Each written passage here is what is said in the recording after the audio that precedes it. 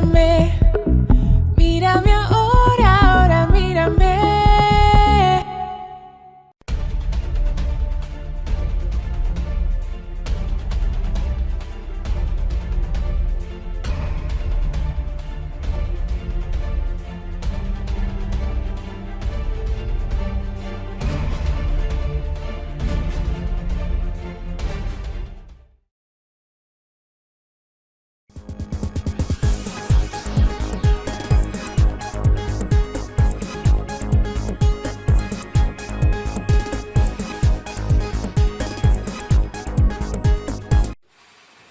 Oye, ¿tú no ves a Juanito un poco raro últimamente, tío? Pues ahora que lo dices, sí. Últimamente está rarísimo. Mira lo que me regaló a mí el otro día. Tápate la boca, que te va a dar un aire. ¿Y quién dijo que el tipo más duro del taller no podía apuntarse a clases de ganchillo? Te guste lo que te guste, encuéntralo en Seseo, la app de compras en Canarias. Sin esperas, sin sorpresas y solo en Canarias. SAT y DAFE, más de 20 años exportando aguacates palmeros al mercado nacional y al mercado exterior, en especial a Francia y Suiza. SAT y DAFE, cuidamos del productor y de su fruta. SAT y DAFE, en la calle Las Rosas número 33 de los Llanos de Aridane, La Palma. En Laboratorios Econatur trabajamos e investigamos para incrementar las rentabilidades de las cosechas de nuestros clientes canarios. Fabricamos los fertilizantes más rentables a los mejores precios. Econatur, soluciones innovadoras para la agricultura canaria.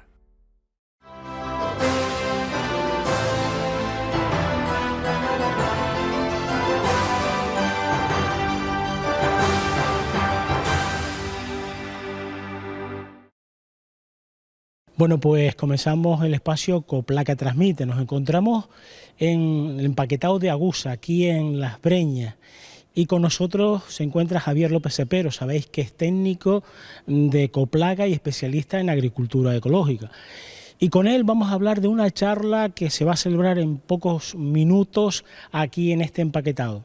Hombre, los conceptos básicos de la agricultura ecológica en Platanera. A requerimiento de la cooperativa Agusa, que hay que agradecer también que cuente con nosotros, intentar contarle a los productores cuáles son las bases mínimas de la producción ecológica.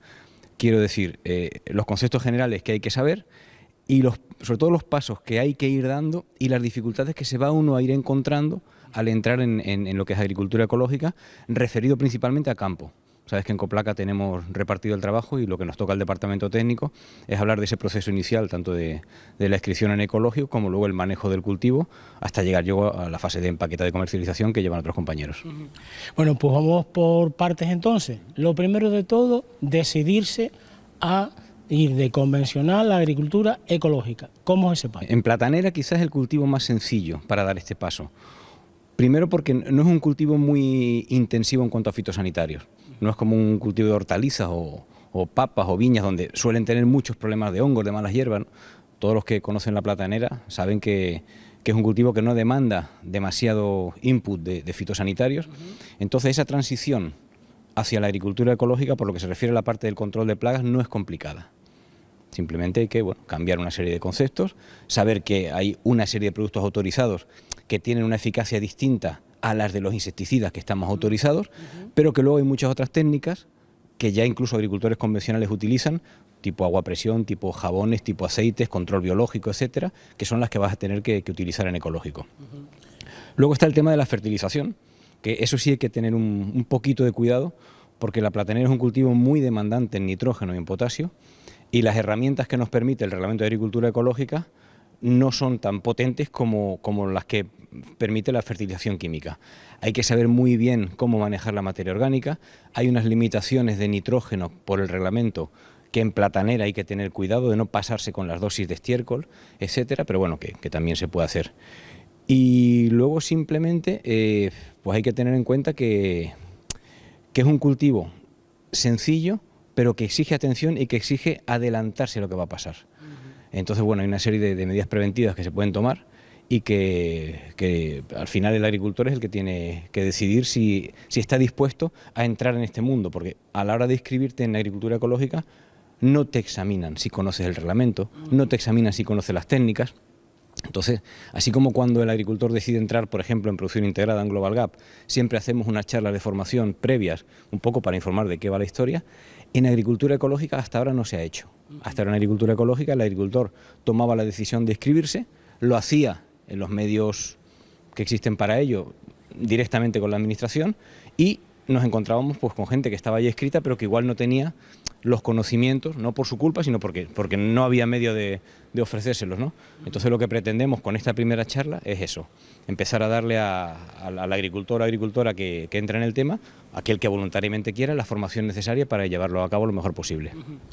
Una cosa importante, para entrar hay que inscribirse en la administración como agricultor de agricultura ecológica. Eso se puede hacer a través de Coplaca te puede ayudar.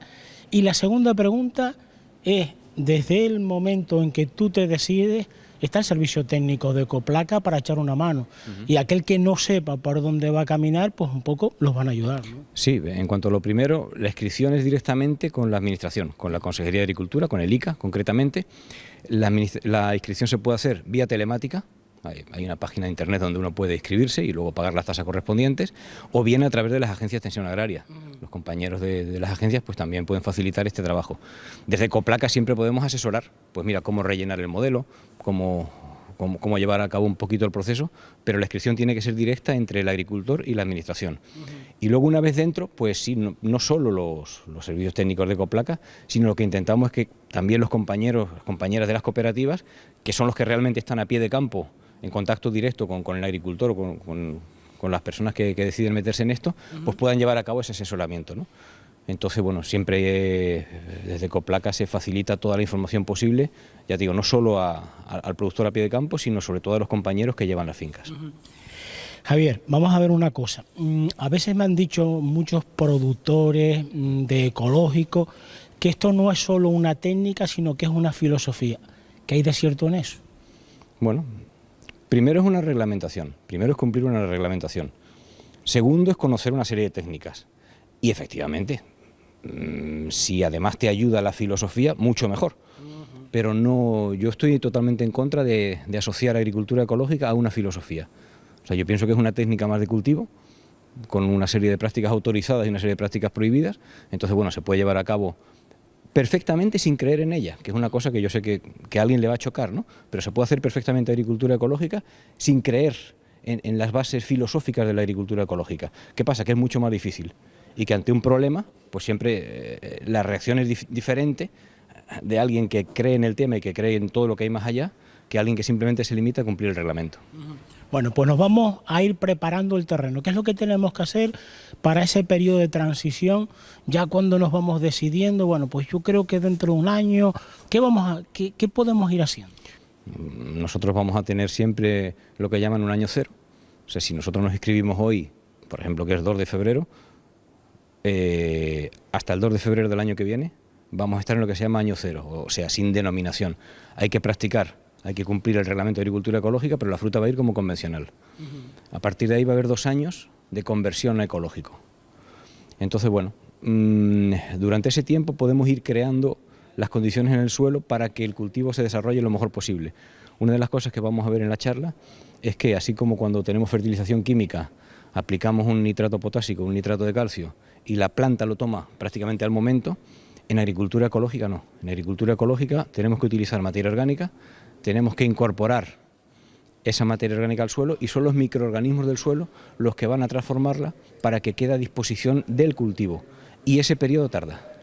O sea, eso no ocurre al día siguiente, no ocurre en 6-7 meses, ocurre en periodos de tiempo variable, depende de mucho, depende de la climatología, del tipo de suelo, etcétera. Entonces siempre es importante tener el suelo preparado, porque el efecto de lo que hagamos hoy en el suelo se va a notar al cabo de un cierto tiempo.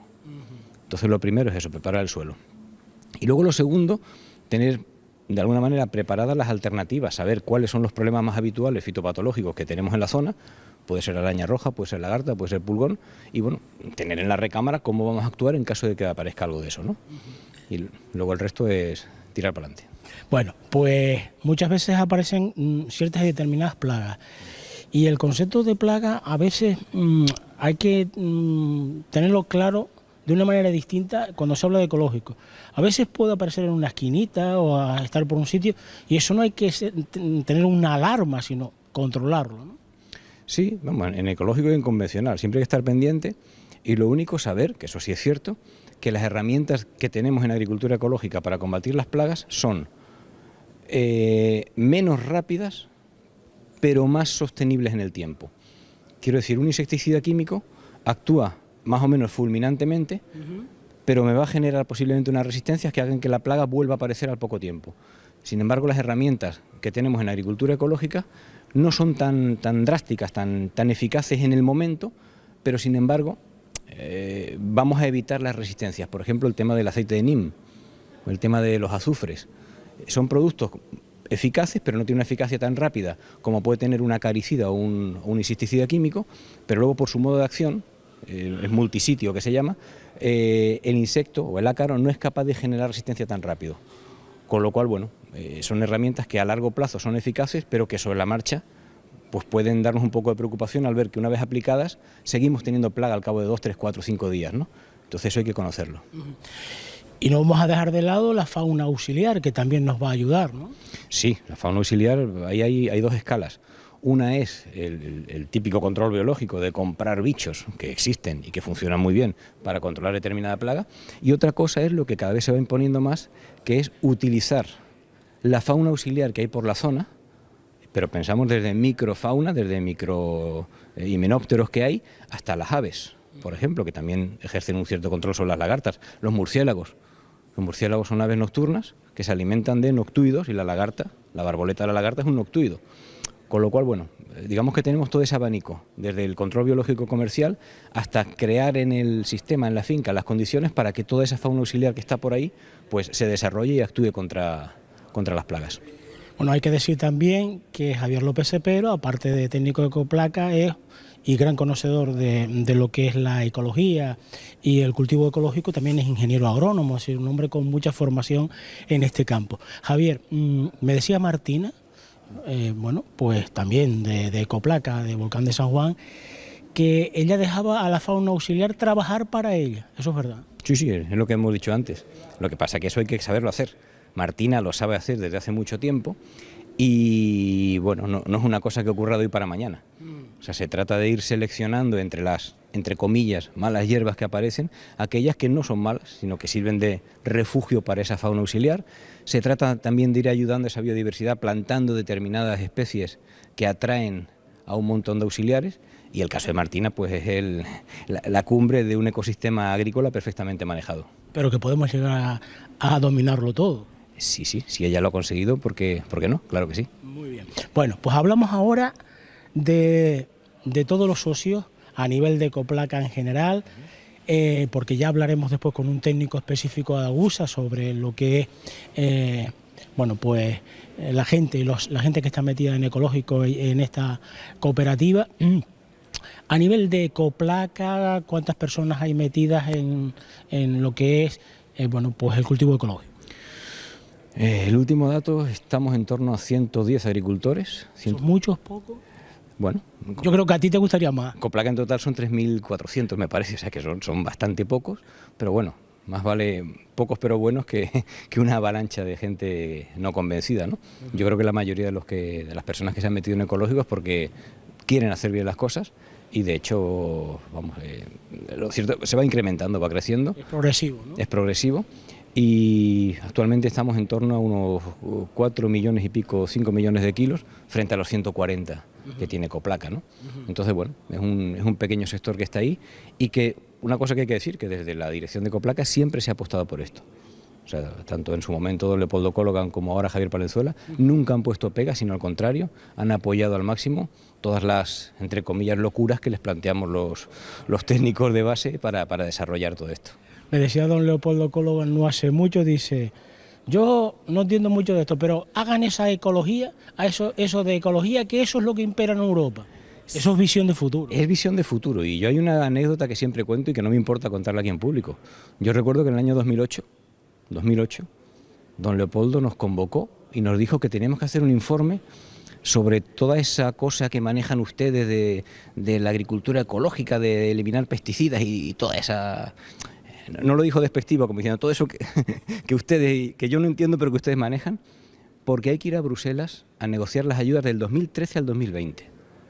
Y yo pensé, 2008, y estamos pensando ya en las ayudas del 2013. Pues efectivamente se vio que esa visión de futuro es la que hoy en día permite que estemos cobrando las ayudas. Permite que se esté ligando muchas veces la percepción de la ayuda a un respeto medioambiental, y ahora hay que ir pensando en las ayudas del 2020 hacia el 2027. Y a lo mejor cosas que uno suenan muy raras, como la huella de carbono, la huella hídrica, o todo el tema de responsabilidad social corporativa, etcétera, pues a lo mejor es lo que hay que empezar. O no empezar, porque hay quien ya lo lleva haciendo, seguir trabajando para poder seguir diciéndole a Europa que somos un cultivo que merece la pena apoyar. Bueno, y tenemos una marca específica para agricultura ecológica, ¿no? Sí, la marca Ecoplaca. Fue creada en 2006, creo recordar, para diferenciar la fruta ecológica de Ecoplaca. Una marca, y creo que está extendida en el mercado, que está reconocida, y que Eurobanán pues la vende bien, en el sentido que siempre los agricultores obtienen más rédito. Sí, el mercado ecológico normalmente paga más que el mercado convencional, no siempre. En la charla tengo algunos ejemplos que demuestran que no es así.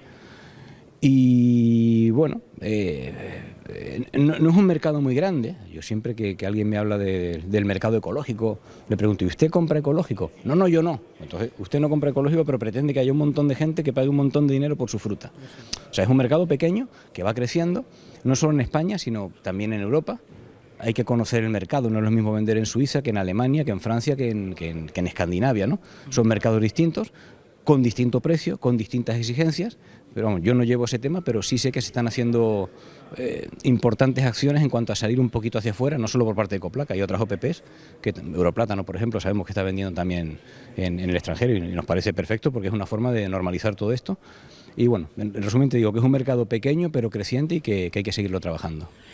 Me hablan desde algunos sectores, desde pues muchos técnicos, muchos especialistas en la materia, gente que trabaja en el mundo comercial, que en un futuro no es solo el sobreprecio, sino que al final será el mismo precio, pero sí que tenemos que estar casi todos, si queremos vender en mercados exteriores, en mercados, por ejemplo, el suizo, el alemán, o incluso pues en Suecia, o en otros países del norte de Europa, tenemos que ser directamente ecológicos, es decir, olvidarnos de ser convencionales. Hombre, es una tendencia. Quizá en plátano no se ve tanto, pero por ejemplo en hierbas aromáticas ha ocurrido. O sea, en hierbas aromáticas, desde que alguien tiene producción ecológica suficiente, el cliente no quiere convencional. Entonces, bueno, yo creo que en platanera todavía no se va a dar eso de una manera tan inmediata, pero sí que las exigencias son cada vez más restrictivas en cuanto a uso de fitosanitarios, en cuanto a demostrar todo ese tema de conservación del medio ambiente, etcétera, etcétera, de forma que al final entre lo que nos exigen y la agricultura ecológica pues solamente hay un paso, y es un paso cada vez más pequeño. Bueno, pues nos encontramos con Daniel Felipe, él es técnico de Agusa, al cual vamos a saludar. Daniel, buenas tardes. Buenas tardes, Lucio. Bueno, Daniel, vamos a conocer algunos datos, sobre todo de socios que están en cultivo ecológico, socios que están en conversión. Empaquetados tenemos 46 productores, podemos decir que estamos procesando fruta ecológica en los 4 empaquetados que tenemos, desde Los Sauces, Punta Llana, La Breña y Funcaliente. Donde más superficie tenemos es aquí en La Breña, que tenemos unos 26 productores, después en Punta Llana tenemos unos 12 productores, y cada vez en Los Sauces se van animando más, que tenemos unos 6 productores, y en Funcaliente 2. Eso ha sido un trabajo arduo, ¿no? De convencerlos, de que ellos estén convencidos también, de ayudarlos, un poco porque al principio no se conoce lo que es la filosofía, lo que son las técnicas de trabajo de ecología, ¿no? Sí, pero cada vez la diferencia entre la agricultura convencional y lo que se puede conseguir en la agricultura ecológica no hay muchas diferencias, ya que cada vez hay una gama mayor de productos fertilizantes, Las plagas se pueden combatir muy bien con productos que se consideran ecológicos, como jabones, aceites, extractos naturales de plantas. O sea que cada vez la diferencia entre agricultura convencional y la ecológica creo que va siendo más pequeña y es mucho más fácil producir en ecológico. Es decir, hay herramientas para controlar todas las plagas, ¿no? Sí, hay muchas herramientas, y igual de eficaces que el convencional. Lo que pasa es que hay que trabajar un poquito más sobre ellas y convivir con la plaga, tener un equilibrio. Daniel, una inversión importante también en una apuesta de Agusa por la agricultura convencional, por la de conversión y también por la ecológica. Y hablamos de esa apuesta económica, sobre todo pues, en el equipamiento, porque hay que separar esa agricultura que está en conversión de la ecológica, un poco para el tema de no haya cruzamiento en este caso, ¿no? Sí, contaminación cruzada, eso es un trabajo que llevamos a cabo entre el Departamento Técnico de Ecoplaca, el de Agusa, y sobre todo con los encargados a la hora de organizar los cortes con los agricultores. Se concentra procesar la fruta ecológica un día especial en la semana para el anterior dejarlo todo bastante limpio y que no haya contaminaciones cruzadas con fruta convencional o natur. Daniel, y ahora, porque muchos de los socios que nos están viendo y que quieren empezar dirán, ¿y económicamente rentable es? Sí, claro, es mucho más rentable, pero no se puede entrar tampoco en el ecológico por el dinero, sino tiene que ser una filosofía. Te sabes a lo que te vas a enfrentar, es mucho más trabajo, no es como en la convencional que das un tratamiento fitosanitario y estás un tiempo más tranquilo, tienes que estar más encima de la platanera. Pero a la larga, económicamente es más barato, porque las inversiones se suelen reducir, ¿es verdad, Daniel? Sí, al principio hay que trabajar un poquito más hasta que exista un equilibrio entre la fauna auxiliar y las plagas, pero después sí es verdad que es mucho más rentable. Bueno, pues nos encontramos con un agricultor de Agusa, de cultivo ecológico, que ya lleva unos años. Él es Argimiro Sánchez Rodríguez. ¿Cuánto tiempo lleva usted en agricultura ecológica? Como 8 años llevamos. ¿Cómo fue ese paso? ¿Cómo se decidió? El paso fue muy duro, de entrada fue duro porque había un poco remedio, no como hay ahora, y fue bastante duro. Pero al final ha salido todo bien. ¿Usted ya venía con conocimientos de agricultura ecológica? ¿Ya por su cuenta había estudiado algo? ¿Había un poco...? No, para nada. No, el jefe se metió, vamos a meternos en esto, en ecológico, nos metimos y hasta la fecha. ¿Y cómo fue aprendiendo? Porque en ese momento, hace 8 o 9 años... Pues con los peritos, con mucha gente y con charlas, con todo, fuimos viendo el tema como era. ¿Se sienten satisfechos ahora después de 8 o 9 años? Tenía que haber empezado hace 20 años atrás. Sí. ¿Por qué? Por todo, por los fitosanitarios, por venenos, por todo. ¿Se produce ahorro cuando uno lleva ya mucho tiempo en ecológico? Ahorro económico a la hora de que la fauna auxiliar, el mismo compost, es decir, muchas cosas que hace uno y que hacen una estabilidad de los suelos. De entrada, este es un poco difícil porque tienes que andar con muchos productos ecológicos, ¿no? Pero una vez que ya lo equilibres todo, yo hace cerca de un año que no cojo la manguera para lavar. No con agüita, ni parafina, ni nada. Está la plaga controlada, está todo equilibrado. ¿La fauna auxiliar trabaja para usted? Sí, trabaja para nosotros, sí. Y muchos hablan de que el peso de las piñas no es igual que el convencional. Eso no es verdad, ¿no? Si la finca está bien atendida, bien comidita, con sus estiércol y con todo, no tiene que envidiar a la convencional. Por lo que yo he visto y por lo que yo saco de allí, no tiene que envidiar. ¿Qué le gustaría que cambiara y que mejorara? ¿En la comercialización, en el empaquetado? ¿Qué paso faltaría? El paso, pues sí, el tener más comercio, más salida. Pero no sé más. ¿Precios qué tal? Los precios no están muy mal, pero deberían mejorar un poquitito. Sí. Pero eso es lo que dicen todos los agricultores, es decir, en convencional, en conversión y en... Sí, muy mal no está, pero si mejorara un poquito más mejoren todavía. Pero bien, sí. ¿Usted lo recomendaría a los demás compañeros que vayan con ese proceso de conversión a una agricultura ecológica? A la larga, el futuro va a estar aquí, en ecológico. Y cuanto más pronto nos vayamos metiendo todo el mundo, mejor.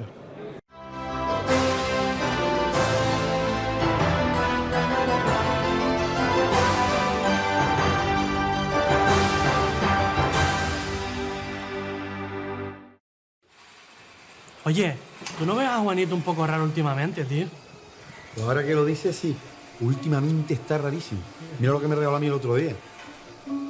Tápate la boca, que te va a dar un aire. ¿Y quién dijo que el tipo más duro del taller no podía apuntarse a clases de ganchillo? Te guste lo que te guste, encuéntralo en Seseo, la app de compras en Canarias. Sin esperas, sin sorpresas y solo en Canarias. SAT y DAFE, más de 20 años exportando aguacates palmeros al mercado nacional y al mercado exterior, en especial a Francia y Suiza. SAC y DAFE, cuidamos del productor y de su fruta. SAC y DAFE, en la calle Las Rosas número 33 de los Llanos de Aridane, La Palma.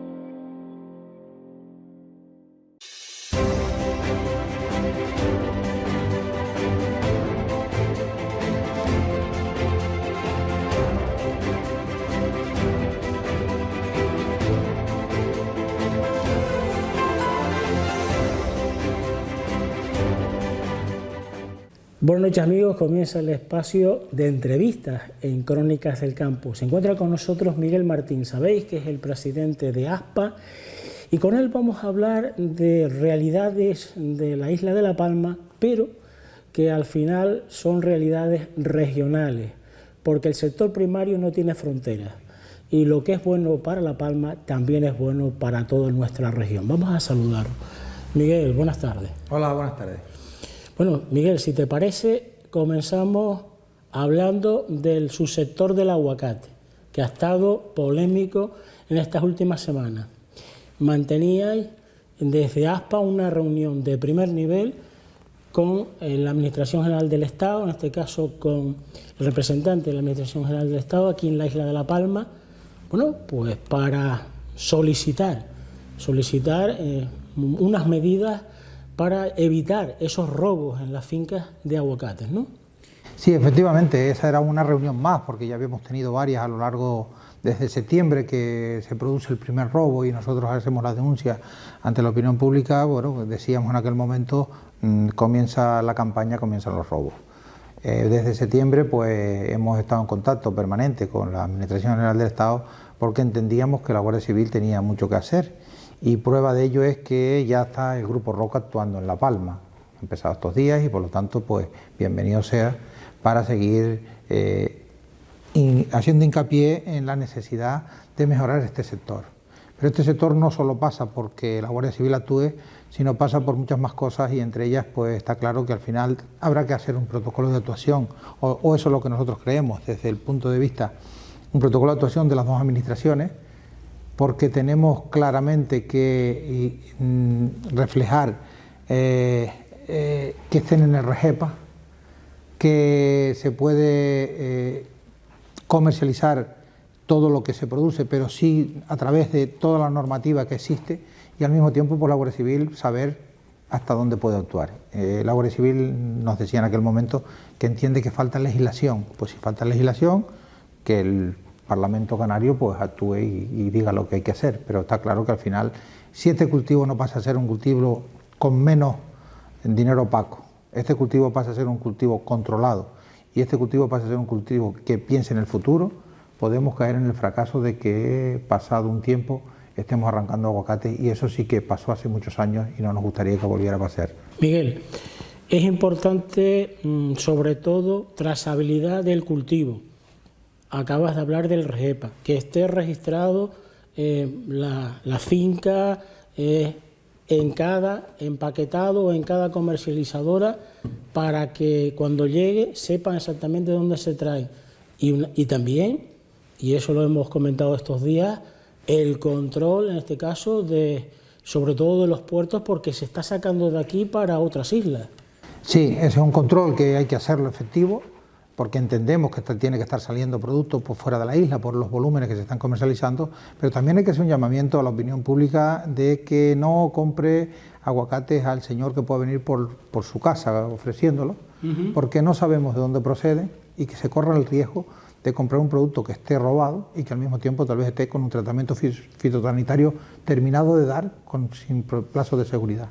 Eso es un problema gordo, es un problema que puede ocasionar trastornos alimentarios y trastornos a la salud a posteriores, y por lo tanto no creemos que estamos haciéndole un favor a ese señor que viene vendiendo los aguacates, porque al precio que está en el agricultor va a ir a una operadora a hacerlo. El agricultor, al precio que está en los aguacates en este momento, no va a estar bolsa a bolsa, sino lógicamente lo va a ir al operador de turno a venderlo, porque tiene muy buen precio.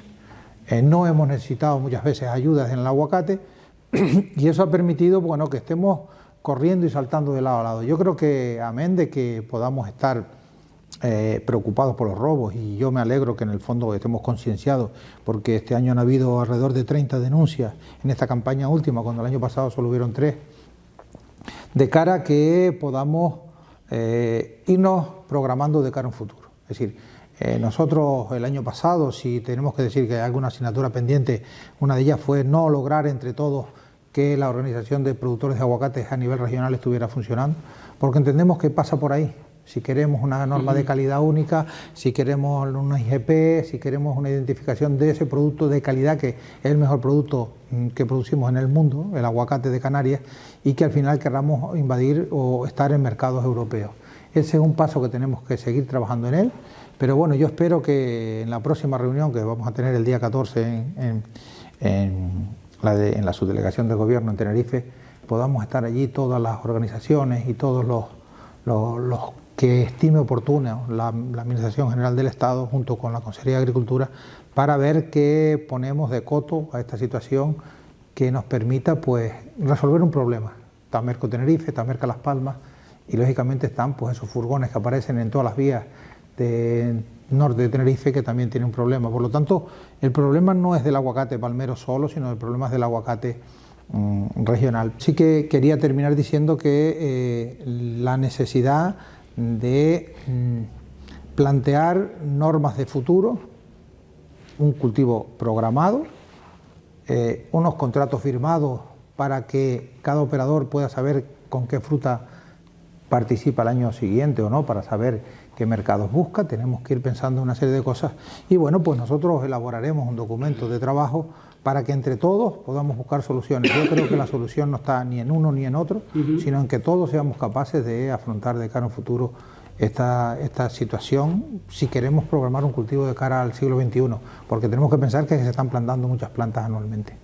ASPA planteaba hasta un mapa de cultivos donde el aguacate tenía una parte importante, ¿no? Sí, eso es un trabajo que está haciendo la Consejería, que yo espero que pronto lo presente la Consejería porque lo tiene casi ultimado. Y en ese mapa de cultivo está claro que al final pues todo el mundo puede ver dónde están los mapas de cultivo, es decir, la finca a qué pertenece, y también pues bueno, pues todo el mundo tendrá que pensar que lógicamente pues tiene que aportar y eso es bueno para el sector, es decir, acotar de que los cacos lo tengan más difícil es importante, pero también es importante y es la necesidad de que sigamos denunciando si hay robo, de cara a que el Grupo Roca se pueda permanecer en La Palma trabajando, porque cuando no hay denuncias difícilmente la Administración puede justificar el que se esté trabajando en ello. Por lo tanto, yo sé que puede molestar a algún agricultor, que lo hagan ir varias veces al cuartel de la Guardia Civil, pero colaborar con la Guardia Civil en este momento, si queremos resolver el problema junto con la Administración autonómica, es vital si queremos caminar hacia adelante. ASPA también ha ofrecido pues la organización para acoger esa asociación de agricultores, de productores de aguacates de la isla de La Palma, ¿no? Sí, nosotros en la primera reunión que ellos hicieron le dijimos lo que habíamos hecho, que lógicamente tiene que valorar si es mucho o es poco, pero que en ningún momento habíamos dejado de trabajar en el tema desde septiembre y el año pasado, y bueno, nos ofrecíamos a que se incorporaran. En este momento hemos tenido reunión con ellos para seguir avanzando en resolver el problema. Nosotros lo que queremos es que se resuelva el problema, no queremos medallas, sino queremos resolver problemas. Y por eso digo que tiene que estar la asociación, pues si lo creo conveniente, podemos trabajar de la mano, tenemos que estar todas las organizaciones profesionales agrarias de Canarias y tenemos que estar las administraciones. Si estamos ahí todos en el mismo camino, seguro que al final podemos lograr un éxito en ese producto que es estrella, que va aumentando, porque sería triste que pasados unos años estuviéramos pensando que por un mal precio, un año o dos, empezáramos a arrancar. Tenemos que esperar mucho tiempo para poder empezar a coger cosecha de aguacate y que en un año o dos pues empecemos a arrancar sería muy problemático. Bueno, ¿cuándo se debe recoger el aguacate? Porque últimamente ha habido, bueno, pues me decían algunos agricultores de aguacate, dice, con el miedo a que me lo roban lo he cogido lo más pronto posible. Pero claro, se produce una situación en que no tenemos la grasa suficiente y, bueno, pues la que está establecida por encima del 30%, y eso va haciendo daño a nuestra marca, a nuestra calidad reconocida en todos los lugares, ¿no? Nosotros planteábamos hace un año en la Consejería la necesidad de que esa norma calidad existiera.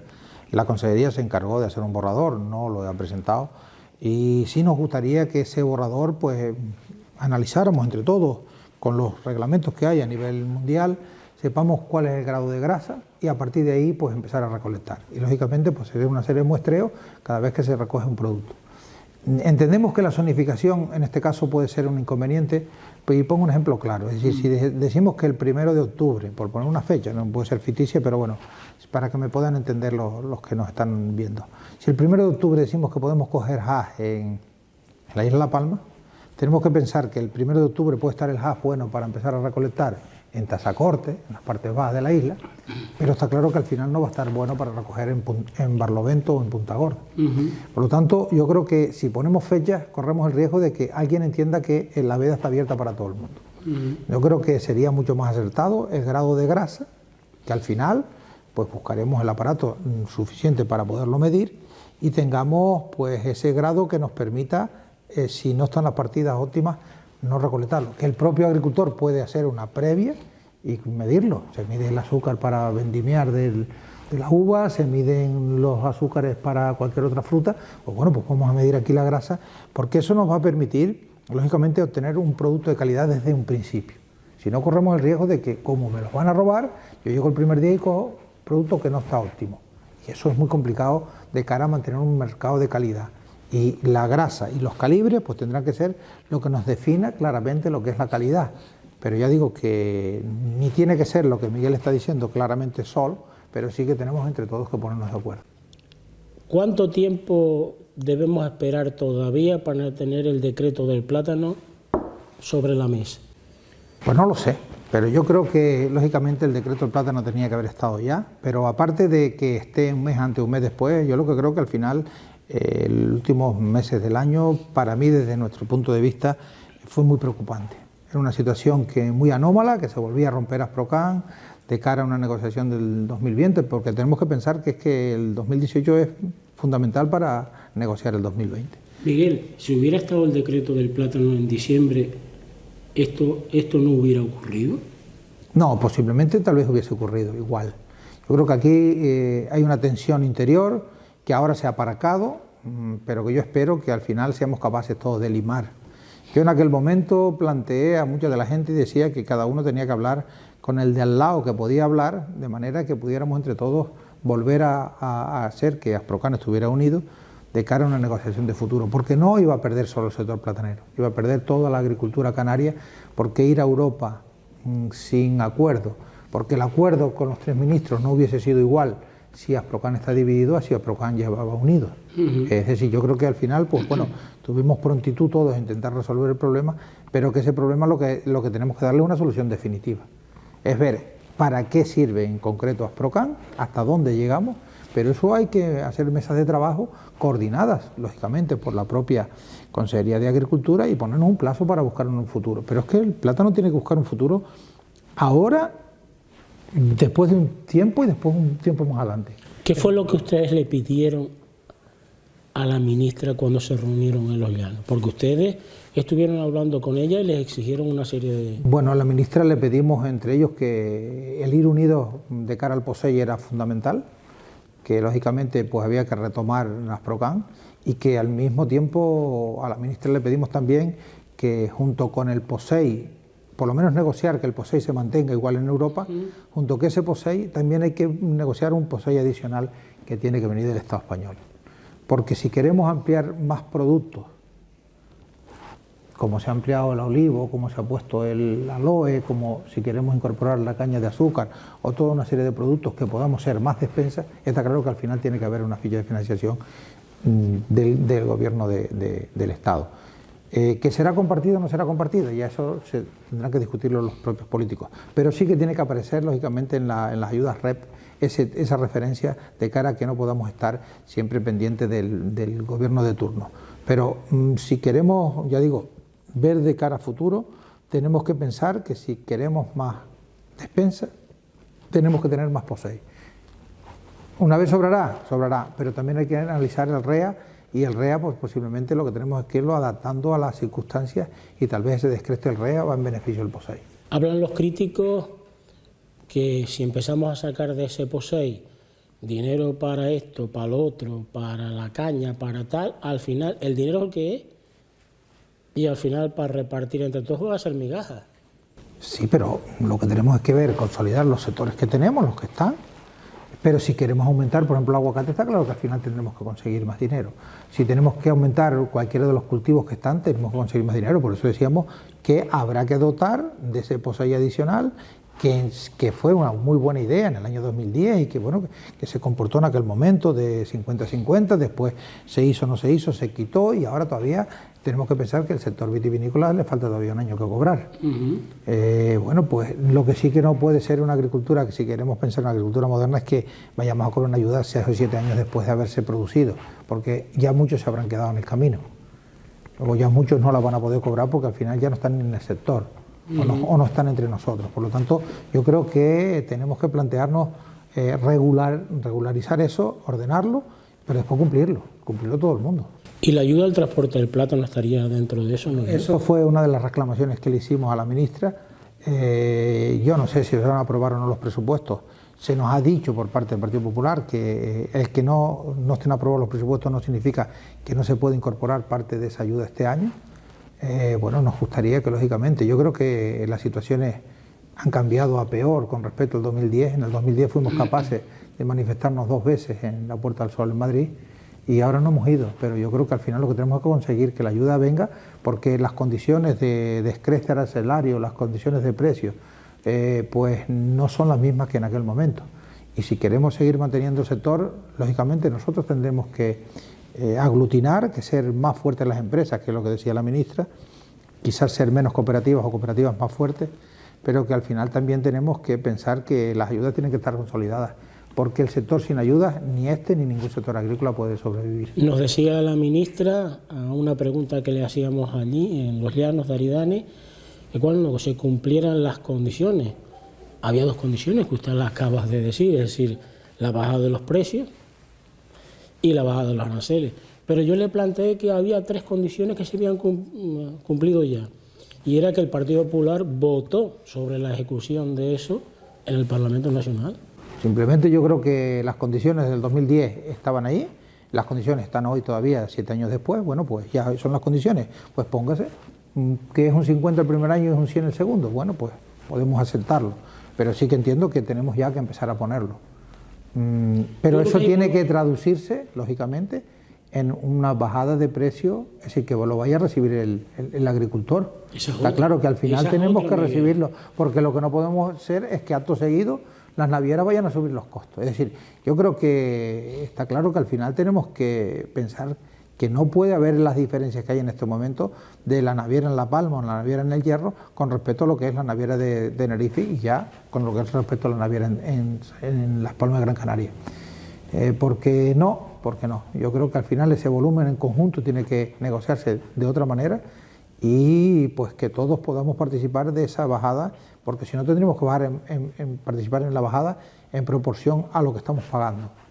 Pero sí que creo que al final lo que tenemos que mejorar es la diferencia de transporte que hay entre una isla y otra. Porque siempre hablamos de la insularidad, la doble o la triple insularidad. Y eso que en esta legislatura se iba a plantear como el gran reto de los transportes, pues no lo estamos viendo. Y yo creo que, lógicamente, ha habido mejora en los billetes aéreos, pero no ha habido mejora en lo que son transportes de mercancías y lo que son transportes de cara a lo que es la producción. Si queremos sacarla fuera, porque es de lo que nos va. Y en islas como esta, pues mucho más, porque el peso específico de la agricultura es mayor que en otras islas. También le planteaban ustedes, o hablaban del diferencial de precios. Y yo creo que eso es una cuestión muy importante. No se puede estar pagándole a un agricultor el precio de un producto y vendiéndolo en una gran superficie un 300 o un 400% más caro. Es decir, hay algo que no se entiende. En Francia se ha intentado pues, poner dos precios, el de que se le pagara al agricultor y el de precio que se le pagara a la gran superficie. No ha funcionado. Últimamente, en esta semana pasada, salía la noticia que se iba a procurar pues, vigilar el tema de los precios y los diferenciales de los precios también. En Francia, que yo creo que un poco está llevando la batalla europea sobre ese tema. ¿Y cuál fue la respuesta que le dio? No hubo respuesta. A esa pregunta no hubo respuesta. La agricultura es mucho más que producir alimentos. Mantiene paisaje, mantiene población rural, mantiene un ecosistema importantísimo. Porque no solo la agricultura es producir en intensivo en sitios determinados, hay mucha agricultura extensiva en toda Europa. Y yo creo que Europa tiene que plantearse, desde mi punto de vista, dos cosas. O una, hacer una ley de márgenes, y esta ley de márgenes está claro que al final no es lo mismo el margen que pueda tener una fresa que una papa, porque tenemos el margen de comercial para trabajar es mucho mayor o menor, porque el producto tiene más perecedero o no, pero esa puede ser una fórmula, o también tiene que haber una ley entre mínimos y máximos de compra y venta. Porque aquí se puede beneficiar el consumidor, porque el consumidor podría consumir más barato, pero también se puede beneficiar el que produce. Y la intermediación pues tendrá los márgenes que tengan establecidos. Lo que no puede ser es que nosotros estemos picando plátanos en este momento y que los precios estén en Península como están. Porque al final yo digo, bueno, pues yo vendo 1000 kilos, gano lo mismo que en 2000, pues me quedo con 1000 que no tengo que manipularlo. Entonces, esa situación no puede ser, es decir, lo que no hay derecho... Y costes menores. Claro, lo que no puede ser es que estemos hablando de 2 céntimos en un litro de leche para que le sea rentable al que está detrás de la vaca todo el día y que al final pues estemos pagando un vaso de leche en cualquier sitio al disparate que es. Es decir, yo creo que ahí tiene que haber una compensación si Europa quiere seguir manteniendo agricultura. Europa no puede seguir viviendo, o así lo entendemos nosotros, solo pura y exclusivamente de servicios. Porque es que llegará un momento en que nos cansaremos de ver piedras. Queremos ver paisaje, queremos ver ecosistemas, y los ecosistemas, si desaparecen los agricultores y los ganaderos, desaparecerán. Y después habrá la contrapartida de erosiones, de sequía y de fuego, porque un incendio donde está cultivado siempre es menos virulento que cuando no está cultivado. Y yo estoy de acuerdo con usted con el tema de que quien tiene que poner la ley de esos márgenes comerciales es Europa, que sea supranacional, porque a veces los temas nacionales pues tienen mucha presión, ciertas determinadas grandes superficies con los gobiernos, y si es un tema supranacional, europeo, pues otro gallo no los canta. Nos vamos con el tema del agua. En la isla de La Palma, en la zona del oeste del Valle de Aridane, en este momento no tiene el agua suficiente. Me decían la semana pasada que en la isla de Tenerife, en la zona de Guimar, de toda esa zona por ahí, también están igual. El agua ha estado cayendo por el norte, en la baja y todo eso. En Gran Canaria también, pero tienen también los embalses más llenos que aquí. Y veo una comunicación del Consejo Insular de Agua, en donde don José Luis Perestelo, que es el que lo lleva, nos decía que ahora lo que tenemos que hacer es ir al riego por goteo. ¿A usted le parece eso normal? No, bueno, yo creo que empecemos a hablar del agua ya después de que mucho tiempo nosotros hayamos demandado la mesa de la sequía, una vez, otra, porque la mesa de la sequía tenemos que pensar que estaba en la legislatura anterior, y yo llegué a pensar en un momento determinado que era un problema que tenía Miguel, el presidente de ASPA, pero ya veo que no. Y me alegro en el fondo porque al final ya veo que todos estamos concienciados de que hay un problema de sequía. Es un problema mucho más gordo de lo que en principio podemos estar pensando, y ojalá yo me equivocara y en abril tengamos que rectificar diciendo, pues mira, ha llovido muchísimo, tenemos todas las balsas llenas, tenemos el acuífero que va aumentando y chapo y bienvenido sea. Pero como eso tal vez no va a pasar, lo que nosotros hemos demandado desde siempre es tener una serie de protocolos de actuación para que en caso necesario poder articularlo. Ya hemos logrado que este año en presupuestos del Consejo Insular de Agua haya una partida para adaptar, poner los pozos vivos, prepararlos con la maquinaria y los permisos de Endesa para poder elevar agua si fuera necesario, pero bueno, tal vez no podemos ver con que tengamos pozos, pero pues tal vez no tengamos tubos para subirla a lo que es la zona oeste, porque corremos el riesgo de que el tubo de Aduares pues tiene la capacidad que tiene, pero también tenemos que pensar que es que hay un tubo que hay que instalar de Aduares a lo que es el túnel nuevo para pasar agua a la otra parte de la isla. Por lo tanto, es decir, hay una serie de obras que hay que hacer, hay una serie de actuaciones que hay que hacer pronto, y le hemos demandado al propio Gobierno de Canarias la necesidad de declararlo de emergencia, el tubo, seguir con la instalación del tubo de la presa de la Laguna Barlovento hasta el noroeste, hasta Tijarafe, que nos permitiría pues también botar mucha más agua si la tuviéramos en la Laguna Barlovento después. Por lo tanto, esas son las ideas. Cambiar ahora por el sistema de riego por goteo. Vamos a ver. ¿A usted no le parece, y perdone Miguel, ¿a usted no le parece que es trasladar al agricultor las soluciones que tiene que hacer la administración? Pero es que cambiar ahora el riego por goteo significa que no se puede cambiar de hoy para mañana.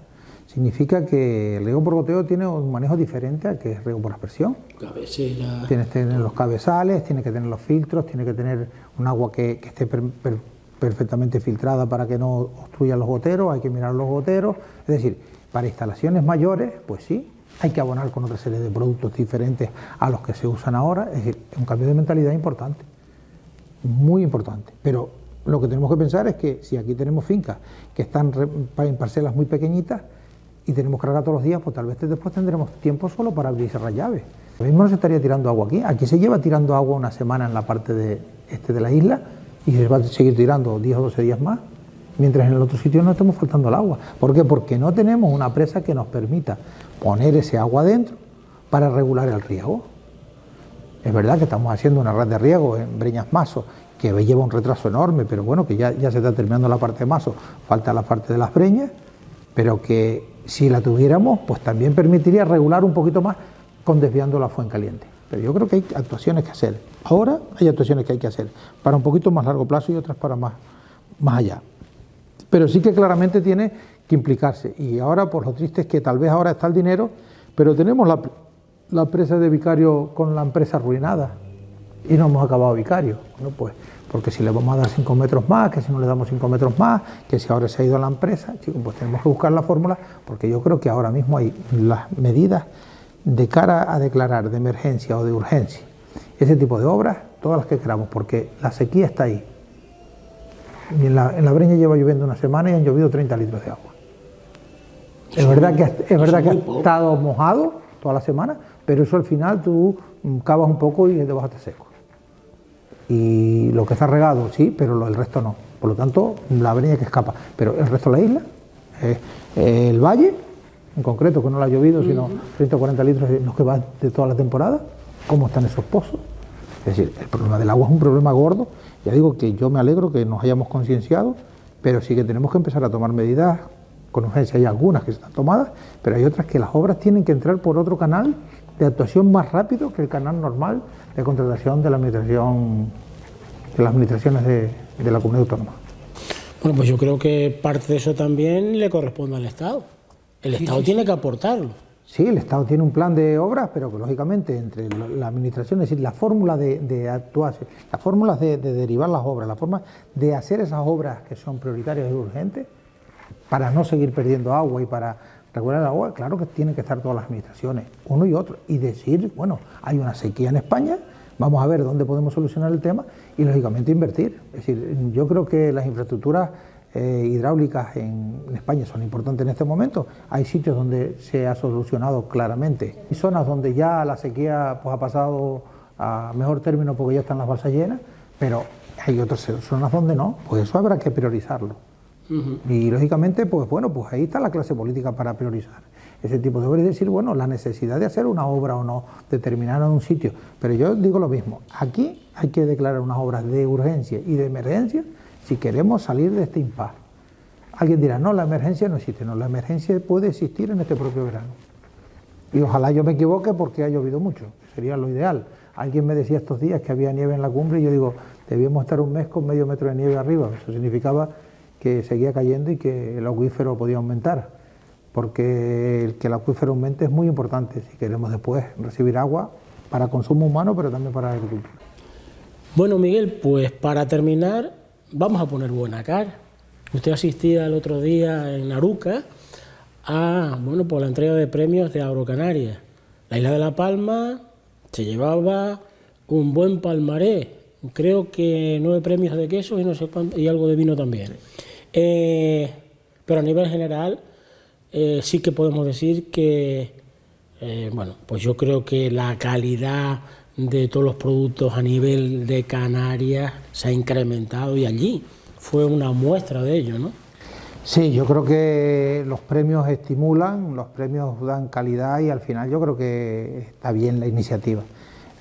Por decir algo, porque siempre yo creo que todo es susceptible de mejora, yo acortaría el plazo para presentar al concurso, intentaría dar los premios a principio de verano de cara a que al final hubiera un periodo de tiempo que esos productos premiados pudieran estar en el mercado con ese premio, porque al final, pues entregados este año, que tenemos que reconocer que las circunstancias no eran para entregarlos ahora, sino que por un mal tiempo se aplazaron, pero sí que creo que había que buscar la fórmula de que tuviéramos el producto el más tiempo posible con ese premio en el mercado, porque eso es bueno.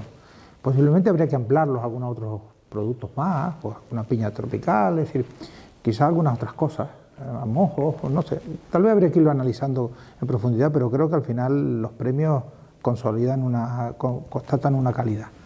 En La Palma, pues que en los quesos tuvo un palmarés exquisito, muy contento y muy satisfecho, porque al final ver los ganaderos allí recibiendo ese premio pues agrada, en vinos menos.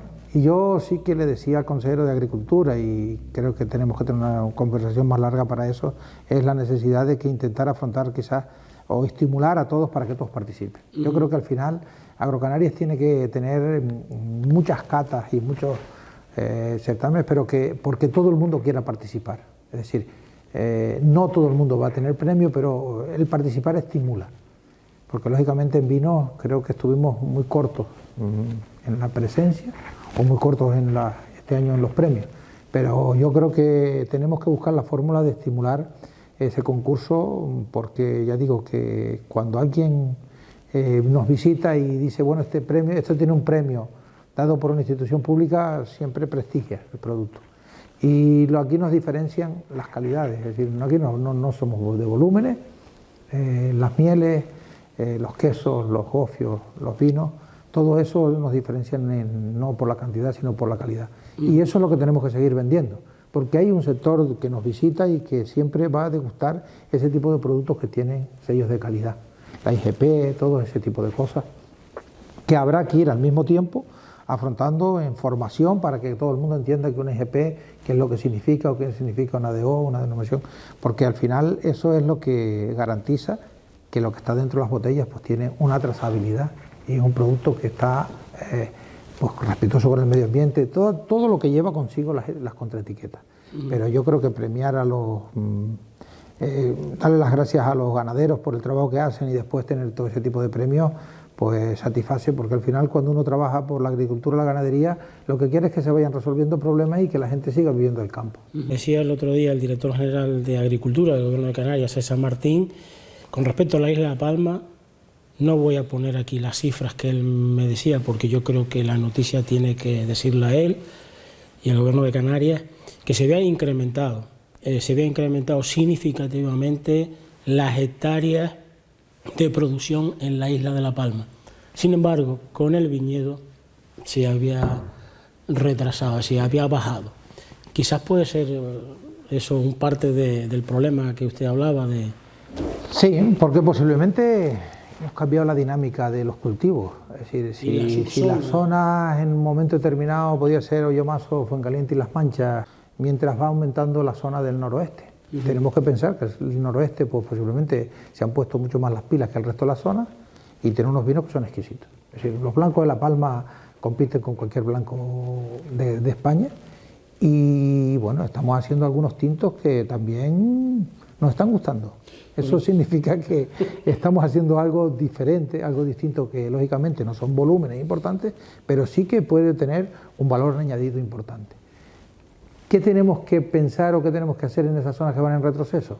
Pues ver qué mecanismos tenemos que hacer para intentar recuperarlas. Pero ya digo, más que no solo por la producción de vino, sino porque mantienen mucho paisaje. El paisaje del viñedo es un paisaje totalmente diferente durante 4 estaciones del año, pero al mismo tiempo también mantiene muchos menos incendios, que ese también es otro hándicap que produce en Mazo y Fuencaliente, por ejemplo, 2 municipios que están afectados con ese problema y lógicamente si hubiera mucho más viñedo habría menos. Buenas noches y gracias por este ratito. Nada, gracias a ustedes.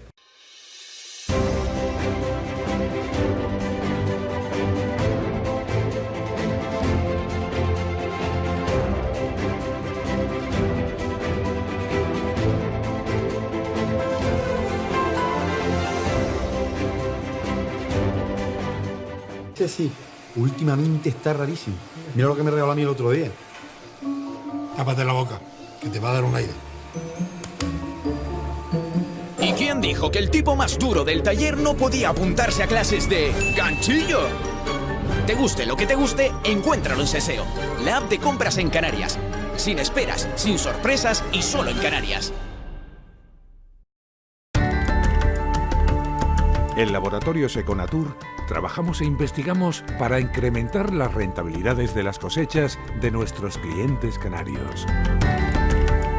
Fabricamos los fertilizantes más rentables a los mejores precios. Econatur, soluciones innovadoras para la agricultura canaria. SAT y DAFE, más de 20 años exportando aguacates palmeros al mercado nacional y al mercado exterior, en especial a Francia y Suiza. SAT y DAFE, cuidamos del productor y de su fruta. SAT y DAFE, en la calle Las Rosas número 33 de Los Llanos de Aridane, La Palma.